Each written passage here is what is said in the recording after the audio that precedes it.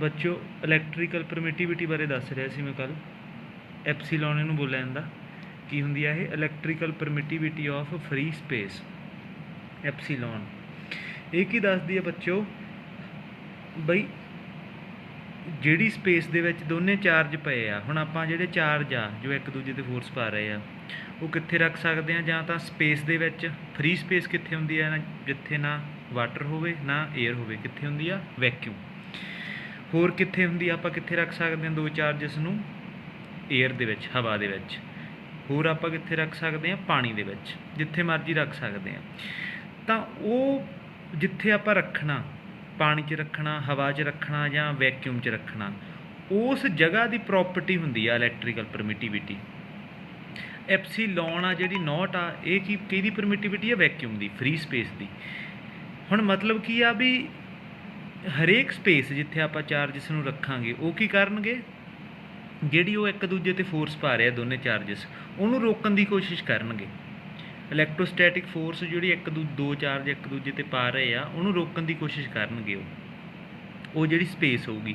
ਹੁਣ ਸਭ ਤੋਂ ਜ਼ਿਆਦਾ, ਸਭ ਤੋਂ ਘੱਟ ਕੌਣ ਰੋਕੂਗਾ ਉਹ ਫੋਰਸਸ ਨੂੰ? ਜਿਹੜਾ ਅਲਾਉ ਕਰੂਗਾ ਵੀ ਫੋਰਸ ਇੱਕ ਦੂਜੇ 'ਤੇ ਵੱਧ ਤੋਂ ਵੱਧ ਮੈਕਸਿਮਮ ਪੈ ਜੇ, ਉਹ ਅਲਾਉ ਕਰੂਗਾ ਤੁਹਾਡਾ ਫਰੀ ਸਪੇਸ। ਕਿਉਂਕਿ ਇਹਦੇ 'ਚ ਏਅਰ ਹੈ ਨਹੀਂ ਨਾ ਵਾਟਰ ਆ, ਵੈਕਿਊਮ ਆ, ਤਾਂ ਕੋਈ ਚੀਜ਼ ਨਹੀਂ ਰੋਕ ਸਕਦੀ। ਜਿਹੜੀ ਫੋਰਸ ਪਊਗੀ, ਦੋ ਚਾਰਜਸ ਇੱਕ ਦੂਜੇ 'ਤੇ ਫੋਰਸਸ ਪਾਉਣਗੇ, ਉਹ ਈਜ਼ੀਲੀ ਪੈ ਜਾਊਗੀ।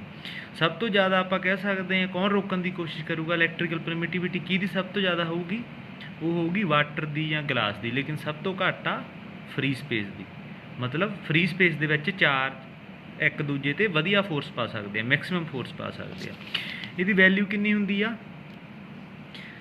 8.854 × 10⁻⁻12 ਇਹਦੀ ਐਪਸੀਲੋਨ ਨੋਟ ਦੀ ਵੈਲਿਊ ਹੈ। ਫਰੀ ਸਪੇਸ ਦੀ ਪਰਮਿਟਿਵਿਟੀ ਆ, ਆਪਾਂ ਨੂਮੈਰੀਕਲਾਂ ਦੇ ਵਿੱਚ ਯੂਜ਼ ਕਰਾਂਗੇ। ਠੀਕ ਆ। ਅੱਗੇ ਕੀ ਆਂਗਾ? Coulomb square, newton inverse, metre inverse square. ਇਹ ਕੀ ਆਂਗਾ? ਇਹਦੀਆਂ ਯੂਨਿਟਸ, ਪਰਮਿਟਿਵਿਟੀ ਦੀਆਂ ਯੂਨਿਟਸ। ਇਹ ਕਿੱਥੋਂ ਆਈਆਂ? ਆਪਾਂ ਕਿਵੇਂ ਕੱਢ ਸਕਦੇ ਹਾਂ ਯੂਨਿਟਸ ਨੂੰ? ਦੇਖੋ ਇਹ ਫਾਰਮੂਲੇ 'ਚ ਆਪਾਂ ਕੂਲਮ ਵਾਲਾ ਫਾਰਮੂਲਾ ਯੂਜ਼ ਕਰਨਾ। ਫੋਰਸ ਬਰਾਬਰ 1/4 ਪਾਈ ਐਪਸੀਲੋਨ Q1 Q2 R ਸਕੇਅਰ। ਹੁਣ ਆਪਾਂ ਨੂੰ ਕਾਹਦੀਆਂ ਯੂਨਿਟਸ ਚਾਹੀਦੀਆਂ? ਐਪਸੀਲੋਨ ਦੀਆਂ। ਤਾਂ ਐਪਸੀਲੋਨ ਆਪਾਂ ਉੱਪਰ ਲੈ ਜਾਵਾਂਗੇ, ਫੋਰਸ ਥੱਲੇ ਲਿਆਵਾਂਗੇ। ਐਪਸੀਲੋਨ = 1/4 ਪਾਈ F Q1 Q2 R square. ਹੁਣ ਇਹਦੀਆਂ ਯੂਨਿਟਸ ਭਰ ਦਿਓ ਸਾਰੀਆਂ। 1/4 ਪਾਈ ਦੀ ਕੋਈ ਯੂਨਿਟਸ ਨਹੀਂ। ਫੋਰਸ ਦੇ ਕੀ ਯੂਨਿਟਸ ਹੁੰਦੇ ਆ? ਨਿਊਟਨ। Q1 Q2 ਦੋਨੇ ਚਾਰਜ ਆ, ਦਾ ਪਹਿਲੇ ਚਾਰਜ ਦਾ ਕੂਲਮ, ਦੂਜੇ ਦਾ ਵੀ ਕੂਲਮ, ਤਾਂ ਦੋ ਚਾਰਜ ਦਾ ਕੂਲਮ ਸਕੇਅਰ। ਫੋਰਸ ਨੀਚੇ ਆ ਗਈ ਨਿਊਟਨ। ਆਰ ਕੀ ਆ ਗਈ? ਡਿਸਟੈਂਸ। ਡਿਸਟੈਂਸ ਦਾ ਸਕੇਅਰ ਮਤਲਬ ਮੀਟਰ ਦਾ ਸਕੇਅਰ। ਇਹ ਉੱਪਰ ਲੈ ਜਾਈਏ ਆਪਾਂ, ਤਾਂ coulomb square, newton inverse, metre inverse square. ਤਾਂ ਇਹ ਕੀ ਆ ਗਈਆਂ ਇਹਦੀਆਂ ਯੂਨਿਟਸ। ਤਾਂ ਇਸ ਤਰ੍ਹਾਂ ਆਪਾਂ ਯੂਨਿਟਸ ਫਾਈਂਡ ਕਰ ਸਕਦੇ ਹਾਂ।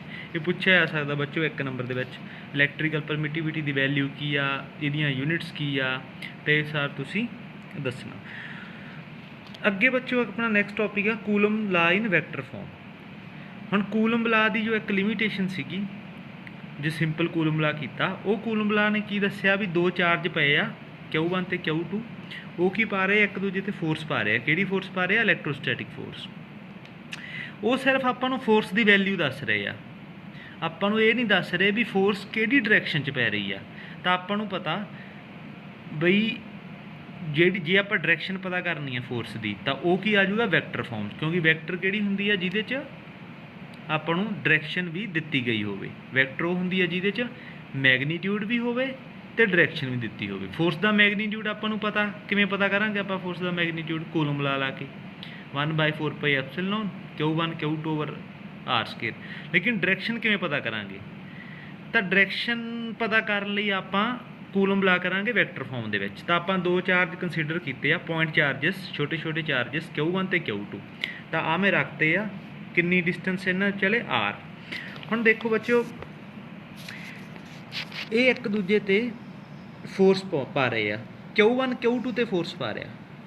ਸਪੋਜ਼ ਕਰੋ ਇਹ ਵੀ ਪਲੱਸ ਆ, ਇਹ ਵੀ ਪੋਜ਼ੀਟਿਵ ਚਾਰਜ ਆ। ਤਾਂ Q1 Q2 ਤੇ ਫੋਰਸ ਕਿਹੜੀ ਪਾਊਗਾ? Repulsive force, electrostatic force of repulsion, repel ਕਰੂਗਾ ਕਿਉਂਕਿ ਦੋਨੇ ਪੋਜ਼ਿਟਿਵ ਆ। ਕਿੱਧਰ ਨੂੰ ਪਾਊਗਾ Q1 Q2 ਤੋਂ ਫੋਰਸ? ਇਸ ਡਾਇਰੈਕਸ਼ਨ 'ਚ। ਤਾਂ ਇਸ ਆਪਾਂ ਨਾ ਕੀ ਦੇ ਦਈਏ ਇਸ ਫੋਰਸ ਨੂੰ F21 ਵੈਕਟਰ। 21 ਕਿਉਂ ਪਾਇਆ ਮੈਂ? ਕਿਉਂਕਿ ਫੋਰਸ ਦੂਜੇ ਤੇ ਪੈ ਰਹੀ ਆ, ਸੈਕੰਡ ਚਾਰਜ ਤੇ। ਕੌਣ ਪਾ ਰਿਹਾ? ਫਸਟ। ਤਾਂ ਉਹ ਪਿੱਛੇ, ਜਿਹਦੇ ਤੇ ਪੈ ਰਹੀ ਆ ਉਹ ਮੂਹਰੇ ਲਿਖ ਦੇਣਾ, ਤੇ ਜਿਹੜਾ ਪਾ ਰਿਹਾ ਉਹ ਪਿੱਛੇ ਲਿਖ ਦੇਣਾ। ਇਸੇ ਤਰ੍ਹਾਂ Q2 ਵੀ Q1 ਤੇ ਫੋਰਸ ਪਾ ਰਿਹਾ। ਕਿੱਧਰ ਨੂੰ ਪਾ ਰਿਹਾ? ਰਿਪੈਲ ਕਰ ਰਿਹਾ ਇਸ ਡਾਇਰੈਕਸ਼ਨ 'ਚ। ਕਿਹੜੀ ਫੋਰਸ ਆ ਗਈ ਹੈ? F ਕੀਤੇ ਪੈ ਰਹੀ ਆ 1, ਉਹ ਪੈਰ 'ਚ, ਜੋ ਪਾ ਰਿਹਾ 2 ਉਹ ਬਾਅਦ 'ਚ ਵੈਕਟਰ। ਤਾਂ ਇਹ ਆ ਗਏ ਦੋਨੇ ਫੋਰਸਿਸ ਪਾ ਰਹੇ ਆ।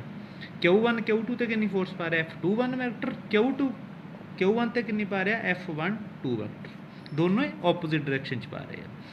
ਹੁਣ ਅੱਗੇ ਬੱਚੋ ਆਪਾਂ ਨੂੰ ਪਤਾ ਜੋ ਡਾਇਰੈਕਸ਼ਨ ਆ, ਡਾਇਰੈਕਸ਼ਨ ਕੱਢਣ ਵਾਸਤੇ ਆਪਾਂ +1 ਦੇ ਵਿੱਚ ਕੀਤਾ ਸੀ, ਇਹ ਤੁਹਾਨੂੰ ਯਾਦ ਹੋਵੇ, ਯੂਨਿਟ ਵੈਕਟਰ।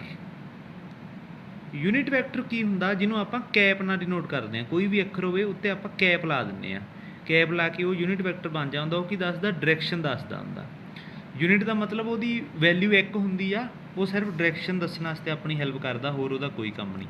ਹੁਣ ਇੱਥੇ ਆਪਾਂ ਨੂੰ ਕੌਣ ਦੱਸੂਗਾ ਡਾਇਰੈਕਸ਼ਨ? ਦੇਖੋ ਬੱਚੋ, ਇੱਥੇ ਆਪਣੀ ਜਿਹੜੀ ਡਾਇਰੈਕਸ਼ਨ ਦੱਸੂਗਾ,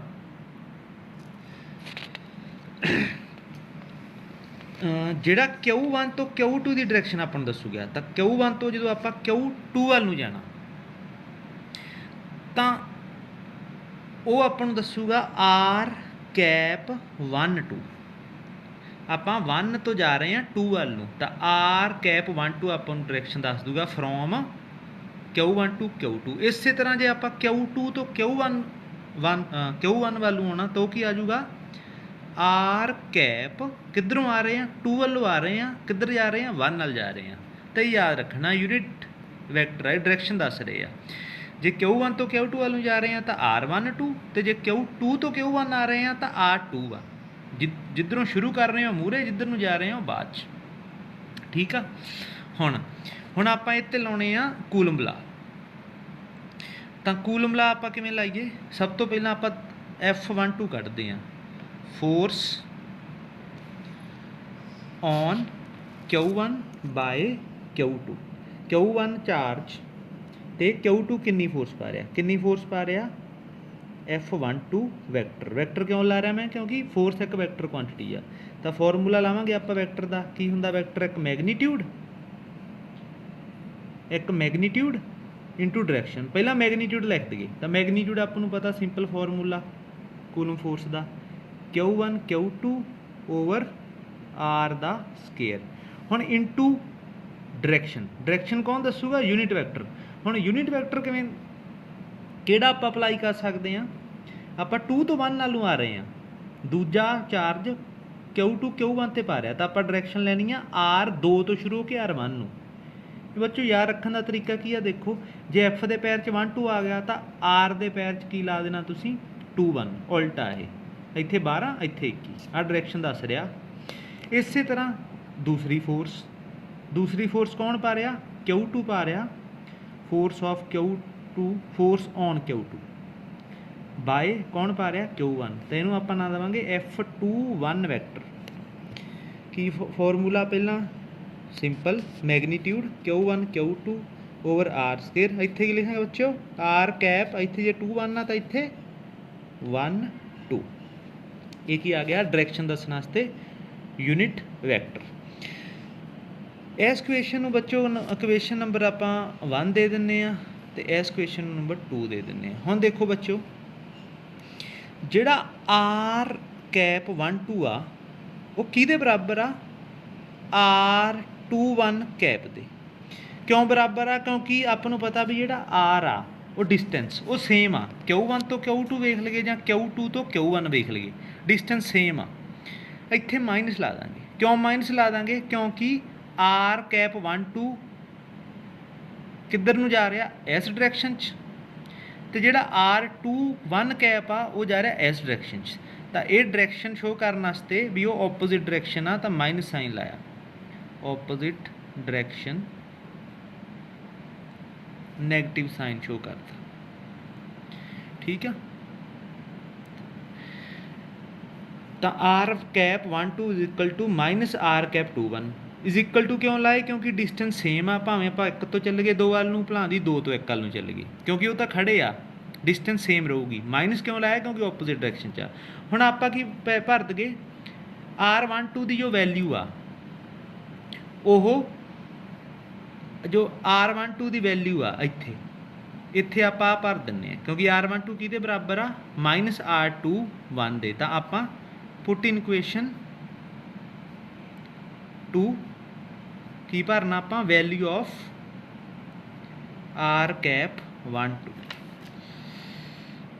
अगे बच्चों भर दईए आप वैल्यू, तो F21 vector is equal to 1/4πε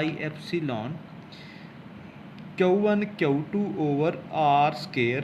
R cap 12 की जगह आ जाऊगा R कैप 21, तो जी माइनस आ वो आप मूरे ला लें। ठीक है, मूरे लाई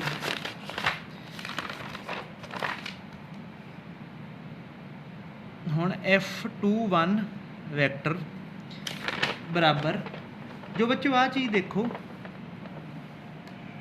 1/4πε Q1/Q2 R square R cap 21, ये उपर वेखो बच्चों फस्ट इक्वेशन, ये फस्ट इक्वेशन के बराबर आ। तो फस्ट इक्वेशन जो सारी चीज़ आ कि बराबर आ F12 वैक्टर के बराबर। तो आप आ सारी चीज़ की जगह आप की भर सकते हैं F12 वैक्टर। तो इत्थे लिख सकदा मैं F12 वैक्टर, तो सिर्फ माइनस का साइन हो रह जाऊगा। ये आप लिखांगे फ्रॉम फस्ट। तो थोड़े को आ गया, देखो दो फोर्सिस पै रही F21 तो F12 बराबर पै रही, जिन्नी मतलब पहला चार्ज दूसरे चार्ज से पा रहा उन्नी ही फोर्स दूसरा चार्ज पहले चार्ज से पा रहा। सेम फोर्सिस पै रहे हैं, लेकिन माइनस की शो करती है भी ओपोजिट डायरैक्शन दे विच फोर्सिस पा रहे हैं। तो this shows that forces are equal but opposite in direction। तो ये बच्चे सीगा थोड़ा कूलम ला इन वैक्टर फॉर्म।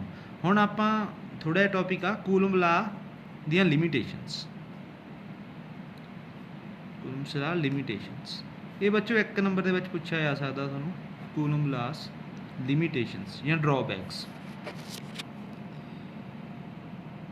मतलब कमियां की है कूलम ला दे विच, किहड़ियां-किहड़ियां खामियां जो कूलम ला ने सही नहीं कीतियां। पहली उहदी कमी सीगी it is only applicable for point charges. Applicable for point charges, ये सिर्फ बच्चों पॉइंट चार्ज है, जो छोटे छोटे चार्जिस आ उन्होंने ही ढुकमा कूलम ला उन्होंने ते ला सकते हैं जोड़े चार्ज पॉइंट चार्जिस आ। जे वड्डे चार्ज लैन दे तां कूलम ला उन्होंने ते नहीं लगना। सैकेंड दी लिमिटेशन आ it is only applicable for charges at rest. ये उदों ही एप्लीकेबल होगा जो चार्ज रेस्ट से पे आ, जो चार्ज मूव करनगे तो उदों की आ ये आपां कूलम ला यूज़ नहीं कर सकते। तो ये बच्चे दो ही लिमिटेशनस आ इंपोर्टेंट आ। तो ये अपना कूलम ला बारे जो भी स्टडी से अपनी पूरी हो गई आ। तो जो भी तुहानूं प्रॉब्लम होए कूलम ला बारे तो तुसीं कमेंट सैक्शन दे विच पुछ सकदे। Okay, thank you.